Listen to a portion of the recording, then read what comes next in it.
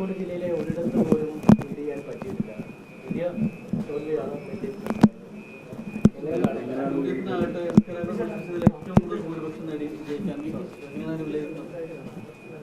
ഒന്ന് കേരളത്തിലാകെ UDF അനുകൂലമായ വിധിയെഴുത്താണ് ഉണ്ടായത്. LDF പ്രതീക്ഷിച്ചതുപോലെ വിജയിച്ചിട്ടില്ല. അതിൻ്റെ കാര്യകാരണങ്ങളെ സംബന്ധിച്ച് ഒരു എന്താ പറയുക, ഒരു ആഴത്തിലുള്ള പഠനവും വിശകലനവും നടത്തേണ്ടതുണ്ട്. ഇന്നലെ CPIM സംസ്ഥാന സെക്രട്ടേറിയറ്റിൻ്റെ പ്രസ്താവന ഇത് സംബന്ധിച്ച് പറയുന്നുണ്ട്. ഒന്ന്, ജനവിധി ഞങ്ങൾ അംഗീകരിക്കുന്നു. ഇതിനു മുമ്പും ലോക്സഭാ തെരഞ്ഞെടുപ്പിൽ ഇടതുപക്ഷ ജനാധിപത്യ മുന്നണി ഇതുപോലെ പരാജയപ്പെട്ടിട്ടുണ്ട്. 2019 ഒരു സീറ്റ് മാത്രമേ ഉണ്ടായിരുന്നുള്ളൂ. 2004 മാത്രമാണ് വ്യത്യസ്തമായൊരു അനുഭവം ഉണ്ടായത്.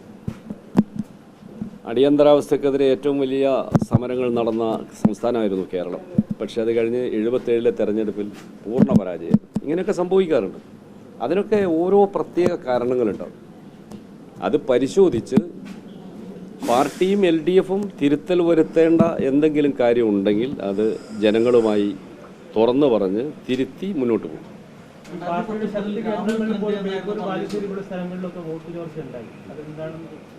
അതാണ് ഞങ്ങളും പഠിക്കാൻ ശ്രമിക്കുന്നത്.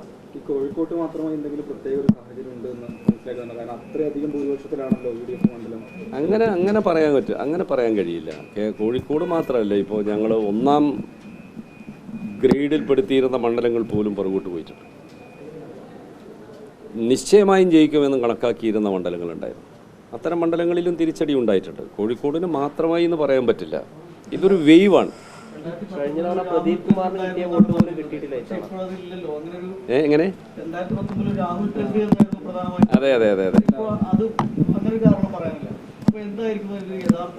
അല്ല, അതാണ് ഞാനും പറയുന്നത്. ഞങ്ങൾക്ക് ഇന്നലെ വോട്ടെടുപ്പ് കഴിഞ്ഞു, വോട്ടിൻ്റെ കണക്കൊക്കെ കിട്ടി. പ്രാഥമികമായ ചില ആലോചന നടത്തി എന്നല്ലാതെ വിശദമായ പരിശോധന നടത്തിയിട്ടില്ല. ഇത് കേരളം ആകെ കാണുന്ന ഒരു പ്രവണതയാണ്. അത് ഞാൻ പറഞ്ഞ കൃത്യമായി ഏതാണ് കാരണമെന്ന് വിലയിരുത്താതെ എനിക്ക് ഒരു നിലപാട് പറയാൻ പറ്റില്ല. പൗരത്വ വിഷയം ഉൾപ്പെടെ ഏറ്റവും കൂടുതൽ ചർച്ചയായ സ്ഥലമാണ് കോഴിക്കോട്. അതിന് മുന്നിൽ LDF ഒക്കെ ആയിരുന്നു. ന്യൂനപക്ഷ വോട്ടുകൾ കിട്ടിയിട്ടില്ലെന്ന് തോന്നുന്നു. അങ്ങനെ ഒരു കുറ്റാരോപണം ഞാൻ നടത്തുന്നില്ല. ന്യൂനപക്ഷവും ഭൂരിപക്ഷവും എല്ലാവരും വരുന്ന ജനങ്ങൾ എന്തുകൊണ്ട് ഇടതുപക്ഷ ജനാധിപത്യ മുന്നണിക്ക് വോട്ട് ചെയ്തില്ല എന്നാണ് പരിശോധിക്കേണ്ടത്. കമ്മ്യൂണിസ്റ്റ് പാർട്ടി എന്നുള്ളതിലേക്ക് ഞങ്ങൾ ആ നിലയിലാണ് പരിശോധന നടത്തുക. സാർ, മലബാറിൽ നോക്കിയാൽ ഇപ്പോൾ പൊന്നാനി ആയാലും മലപ്പുറം ആയാലും കോഴിക്കോട്, വടകര മുതൽ വയനാട് വരെയുള്ള ജില്ലകളാണ് ഏറ്റവും വലിയ ഭൂരിപക്ഷം കൊടുത്തിരിക്കുന്നത്.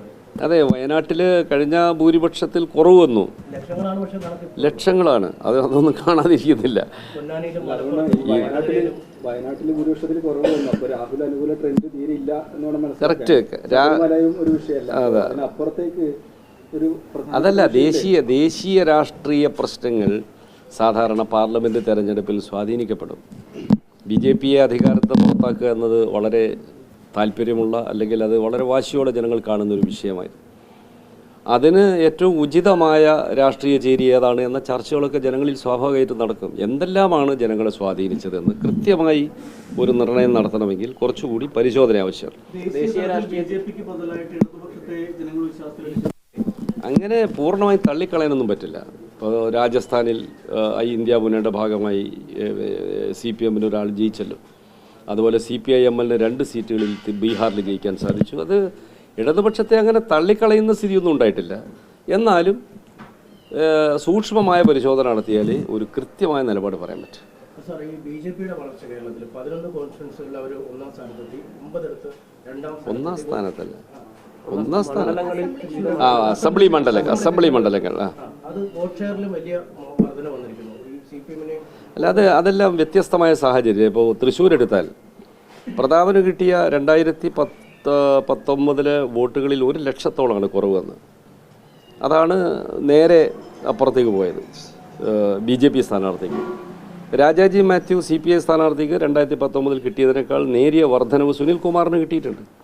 അപ്പോൾ BJPക്ക് കൂടാൻ കാരണമായ വോട്ട് ഏത് മേഖലയിൽ നിന്ന് മാറിയെന്ന് അതാത് മണ്ഡലത്തിൽ പരിശോധിച്ചാലേ പറയാൻ പറ്റും.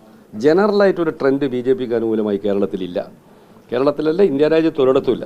പക്ഷേ കോഴിക്കോട് മണ്ഡലത്തിലുമൊക്കെ BJPക്ക് വോട്ട് വർദ്ധിച്ചിട്ടുണ്ട്. അത് പക്ഷേ കോൺഗ്രസിൽ നിന്ന് പോയിട്ടൊന്നും അല്ല. കോൺഗ്രസിന് വോട്ട് കൃത്യമായി നമുക്ക് നിർണ്ണയിക്കാനായിട്ടില്ല. അത് പരിശോധിച്ചാലേ പറയാൻ പറ്റൂ. എനിക്ക് ഇപ്പോൾ ഒറ്റ നോട്ടത്തിൽ അത് ഒരു അഭിപ്രായം പറയാൻ പറ്റില്ല. LDF-ന് 35,000-ഓളം വോട്ട് കുറഞ്ഞിട്ടുണ്ട്. കോൺഗ്രസിന്റെ വോട്ടുകൾ അതെ അതെ അതെ അതെ അതെ അല്ല, അത് കൃത്യമായി പരിശോധിച്ചാലേ പറയാൻ പറ്റൂ. ഞങ്ങളത് പരിശോധനയിലേക്ക് കടന്നിട്ടില്ല. ഇന്നലെയല്ലേ അവസാനിച്ച്. ഇന്നിപ്പോൾ രാവിലെ വന്ന് കണക്കൊക്കെ നോക്കുന്നേ ഉള്ളൂ. പരിശോധിച്ചിട്ട് പറയാം. തീർച്ചയായിട്ടും ഞങ്ങളെല്ലാം പ്രതീക്ഷിച്ച് ജയിക്കുന്നു തന്നെയായിരുന്നു. തെരഞ്ഞെടുപ്പിൽ ജനങ്ങൾ തിരഞ്ഞെടുത്ത സ്ഥാനാർത്ഥിയെ അനുമോദിക്കുന്നു. ജനവിധിയെ 100% അംഗീകരിക്കുന്നു. തീർച്ചയായിട്ടും അനുഭവത്തിൽ നിന്ന് പാഠങ്ങൾ പഠിച്ച് ഞങ്ങൾ പൂർണ്ണമായ വിശകലനം നടത്തി എന്തെങ്കിലും തിരുത്താനുണ്ടെങ്കിൽ ജനങ്ങളുടെ അഭിപ്രായം മാനിച്ചുകൊണ്ട് മുന്നോട്ട് പോകും. ഞെട്ടലൊന്നുമില്ല. 2019 ഇതിനേക്കാൾ വലിയ വിജയപ്രതീക്ഷ ഞങ്ങൾക്കുണ്ടായിരുന്നു. അങ്ങനെയൊന്നുമില്ല. അങ്ങനെയൊന്നുമില്ല. അതൊക്കെ രാഷ്ട്രീയത്തിൽ ഇതൊക്കെ സാധാരണ സംഭവിക്കുന്നത്. അതൊന്നും വലിയ പ്രശ്നമൊന്നുമല്ല. സാർ, ഈ പ്രചരണം തുടങ്ങിയപ്പോൾ ഇക്ക എന്നുള്ള പോസ്റ്ററുകളൊക്കെ വന്നു. അതിനെ കോൺഗ്രസ് വിമർശിച്ചു. ഇത്തരം ചില കാര്യങ്ങൾ ഒരു ഇതിലേക്ക് വന്നിട്ടുണ്ടാവും. ഒരിക്കലും അത് അങ്ങനെ ഞാൻ പറഞ്ഞല്ലോ, വിശദാംശങ്ങൾ പരിശോധിച്ചിട്ടില്ല. അതൊന്നും ഒരു കാരണമാവാനിടയില്ല. ഇപ്പോൾ തോമസ് ഐസക്കിനെ ഇക്കാന്ന് വിളിച്ചുകൊണ്ടാണോ തോറ്റ്? കേരളത്തിൽ മത്സരിച്ച LDF സ്ഥാനാർത്ഥികളിൽ ഏറ്റവും മികച്ച ആളുകളിൽ ഒരാളാണ് തോമസ് ഐസക്. അദ്ദേഹം പാർലമെന്റിൽ വന്നാലുള്ള പെർഫോമൻസിനെ കുറിച്ചൊന്ന് സങ്കല്പിച്ചു നോക്ക്. അങ്ങനെ പറയാൻ പറ്റില്ല. അവിടുത്തെ ഭൂരിപക്ഷ മണ്ഡലങ്ങൾ, അസംബ്ലി മണ്ഡലങ്ങൾ ജയിച്ചത് LDF-ആ.